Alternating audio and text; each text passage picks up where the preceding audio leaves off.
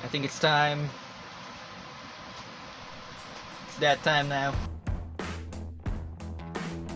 So a little while back, meron akong video. Sinabi ko dun, papakita ko lahat ng mga libro ko last year, 2018. That's what we are going to dive into right now. I have a lot of books. Before 2018, ang onti ng mga libro ko, a collection of books ko. First book that I bought for 2018 was Smaller and Smaller Circles by F.H. Batakan. I've read this book. The reason why binili ko siya is because may lumabas na YouTube ad bago mag-play yung YouTube video na pinapanood ko. And it showed an ad for the movie called Smaller and Smaller Circles. Smaller and Smaller Circles was the first book that I bought. Binili ko siya sa National Bookstore. The National Bookstore na binilihan ko neto is located at the Gateway branch sa Cubao Gateway. That place, that area, also has a fully booked. So, nauna ko nakita yung second book kaysa dito. On that day, my plan was to find this book. Pero yun nga, nauna kong mahanap yung second book. Second book is called Eye of the World by Robert Jordan. Binili ko siya after kong binili to. Konti yata yung pera ko para bilhin yung dalawa ng sabay. So, pumunta kaagad ako the next day in order to buy this book. And the reason why binili ko kagad siya kasi bihira lang makakahanap ng libro na to, Eye of the World by Robert Jordan. Because this is the first book in this epic fantasy series by Robert Jordan, which is called The Wheel of Time. And The Wheel of Time is going to be adapted into a TV series. This series, The Wheel of Time, spans 15 very, very long ass books. Mahirap siyang hanapin. So, binili ko kagad siya. I have not read this book kasi hindi ko pa kumpleto lahat ng Wheel of Time books. So far, 3 libro na lang hindi ko pa nabibili. Pero nahanap ko na siya. Sobrang hirap ng journey ko para mahanap lahat ng mga libro. Hindi ko pa tapos na bilhin lahat. Pero, eventually, I will get to buy once I get, money. This costed me 331 pesos. Third book is also a Wheel of Time book, Winter's Heart by Robert Jordan. Kasi nung unang idea ko, if I were to start collecting the Wheel of Time books, bibiling ko siya chronologically, which is book 1, and then book 2, book 3, book 4, and then until book 14. So that didn't happen.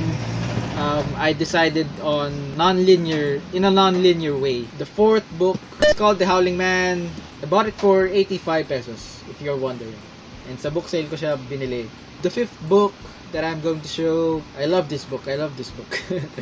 It's called Ender's Game. This is the fifth book that I bought for the year. 368 pesos. It only costed me 331 pesos. Kasi nung binili ko to, kasabay kong binili siya nung fully booked 10% discount card. You can avail it any fully booked branch. I also have like an explanation on how to buy fully booked discount card. It's linked down below. Ender's Game, maganda siyang basahin. As in, nire-recommend siya sa mga military scout recruitments. Nung binili ko yung Ender's Game, may binili din ako na isa pang libro. I don't actually have the copy of the book kasi it was a gift for a friend of mine. It was a birthday gift called Ready Player One. Kaya ako siya binili kasi I thought na magugustuhan nung kaibigan ko yung libro na yun kasi there was an upcoming movie of the same name, of the same title that was directed by Steven Spielberg, and go watch the movie. After that, the next book is called Star Wars Trilogy. Basically, an omnibus version of the 3 original Star Wars movies. The reason why binili ko to, in order for me to start buying Star Wars books, there was just so many that I could.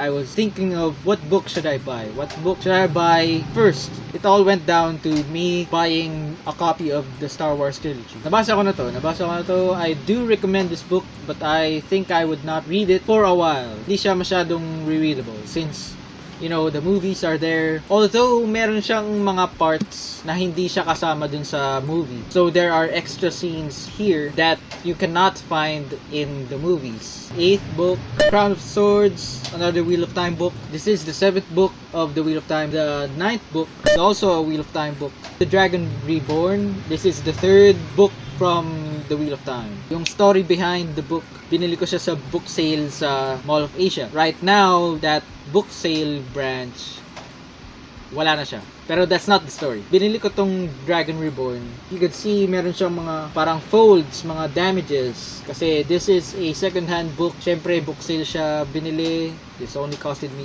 85 pesos. But when I bought it, it was very much in poor condition. This book cover was like really damaged. It was like crumpled in such a way, damaged me mentally.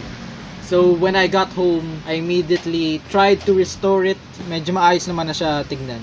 And kasabay ko tong binili with this, which would be the 10th book of this video. I think it's called Fires of Heaven. 85 pesos ko din siya binili. I think I'm probably going to put like a counter kung magkano nagastos ko within 2018.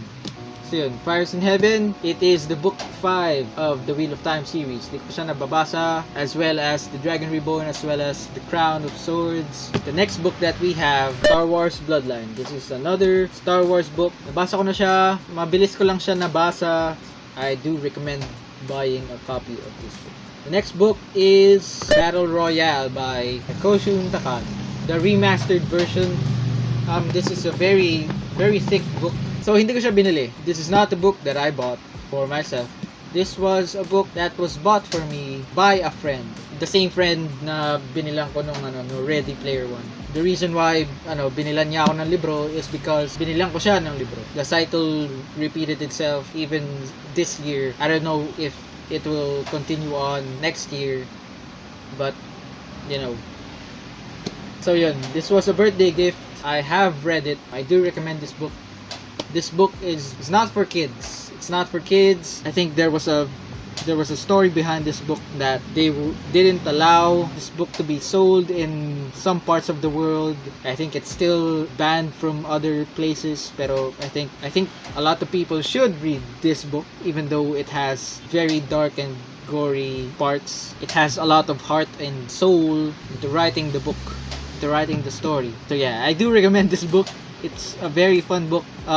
I think this is one of the books na babasahin ko 2 or 3 years into the future. The next book is called another Wheel of Time book, The Great Hunt. This is the second book in the franchise of The Wheel of Time by Robert Jordan. Costed me 75 pesos. Wala siyang masyadong damage. Binili ko siya sa book sale. I don't know which book sale. And the next book is called The Lord of Chaos by Robert Jordan. Another Wheel of Time book.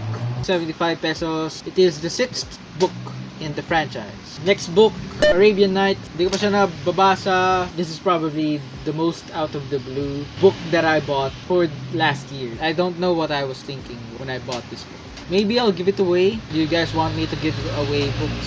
The next book that I bought is another Wheel of Time. It's called Knife of Dreams. 75 pesos. Book sale, second hand by Robert Jordan. This is the 11th book in the franchise. The next books, sabay ko siya binili. So, Dracula by Bram Stoker. Do not buy this book. Do not buy this book. Do not buy this book. I do not recommend this book. I read it. I did not finish it. And it makes no sense. It's nothing. The other book is called Frankenstein by Mary Shelley. In the history of science fiction, this is considered the first science fiction book, the science fiction novel. Nabasa ko siya, I was able to finish it. It was okay, pero nagets ko naman yung story. Maganda yung story. It deals with the implications or the consequences of creating new life if you're not God. Line of books na papakita ko. I've already showed this before in another video sa Manila International Book Fair vlog ko dati last year, 2018. I already showcased it there, but I will probably still showcase it right now. Elantris by Brandon Sanderson. I have read this book. I love this book. This is the very first epic fantasy, well, not epic fantasy, but high fantasy nabasa ko ever. I love it. I want to reread it. I want my mind to be wiped out of anything involving this book in order for me to read it again. It's very well written. The world building itself is so impressive. Brandon Sanderson, you are the man. You part. I don't actually have the next book. It's called Girl with All the Gifts. I have read that book and I do not recommend it. That's why I gave it away to a friend of mine. The next, Foundation, I did not finish this book. I tried to read this book. The reason why I did not try to finish this book is because I just didn't like it. I did not understand what I was reading. I would probably give this away to anybody who wants to have this copy of the book. Let me know in the comments if you want this. I'll give it away. The next book, Lord of the Flies by William Golding. I do recommend this book. I have read it. Medyo mahirap siya basahin kasi maraming allegories dun sa libro na to. As in, I think this book is an allegory for how society works, how groups of people work together, and how they end up destroying each other. Kasi this book is, if you have read this book, it is a very old book. I will read this again in the future kasi hindi ko siya masyado naintindihan, pero nag-gets ko naman yung gist ng story. Pero yun nga, I want to reread it again in order for me to understand it more and look at the allegories. Kasi nung ni-research ko siya, yun nga, ang dami niyang allegories, ang dami niyang parang symbolisms na hindi ko nakita habang binabasa ko siya for the first time. So I think the second time, I might be able to see the different angles, the different perspective of what the writer was going for. This book is called Ordinary World by Jose Miguel Arguelles. I cannot recommend this enough. It is your best friend. This book is your best friend. Buy this book. You can find it in Fully Booked and National Bookstore. Hindi siya ganun kamahal, and the quality of the stories are very... The next book is called Bone Talk by Candy Gowrley. I think this is more historical, pero this story did not happen, but the author says that it happens. I think she's right and she's also wrong. Technically, this is not a real story, pero what makes it real is because the amount of world building the writer did, the amount of research that she did in order to produce a kind of story like this was very impressive. Sobrang matinik siya when it comes to detail. A lot of kids should read this. A lot of adults should also let their kids read this. And maybe read it as well, even though you are a young adult or an old person. Next is Detective Boys Masakay. This is the first installment of the book series. Bernalyn Hapin Sastrilio's Detective Boys. Yon, Tagalog siya, sinulat siya in Tagalog, in Filipino. Medyo nahirapan ako pero I got the hang of it, and maganda siya, maganda yung storya. It's very 90s. I think the author was a 90s kid kaya ginusto niyang magsulat ng tungkol sa 90s. Last batch of books, Shadow Rising by Robert Jordan. This is the fourth book. As you cannot see, this book is very it's damaged. Not really damaged pagdating sa parang ganito, parang na tear up na siya. I'm talking about the condition of the book. And the condition of the book, parang nabasa siya nung original author niya, and she or he gave it away. It is now in my hands. It is now mine, and I don't regret it. It smells like it smells weird. The next book is a science fiction book, Stranger in a Strange Land by Robert A. Heinlein. I do not recommend this book. The reason why is the concept of the book is good. A man from Mars. That's a good idea. A man that was born in Mars. Now that's a better idea.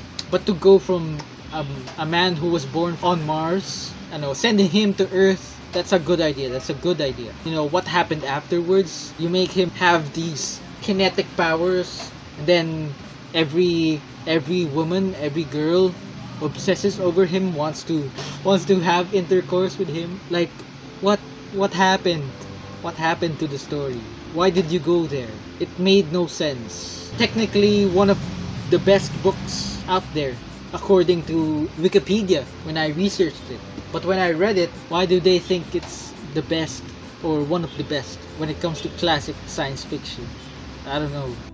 The next, hindi ko pa siya nababasa. and I think I'm not going to read it. I found out parang hindi siya yung unang libro dun sa series niya. It's part of a series. I thought it was like a standalone book, and it's not even the first. Last but not the least, this is the current book that I'm reading in 2019. It's called Little Fuzzy by H. Beam Piper. It's a classic science fiction. This world inhabited by, they look like troll dolls pero naka-palmolive. So far, okay naman yung kakasimula ko lang kanina mabasahin to. This was the last book that I bought for 2018 na involves a story. Technically, the last thing that I bought was a dictionary kasi wala akong mini dictionary na accessible siya or madali siyang buksan. But I do have like a very large dictionary. Okay. Kasi this is technically the last book that I bought in 2018. That's all the books that I bought in 2018. Why am I so white? Recap, how many books did I buy? 1, 2... 3 hours later. Can you move it along? I'm all out of time cards. About 30 books for the price of 6,639 pesos and 65 cents.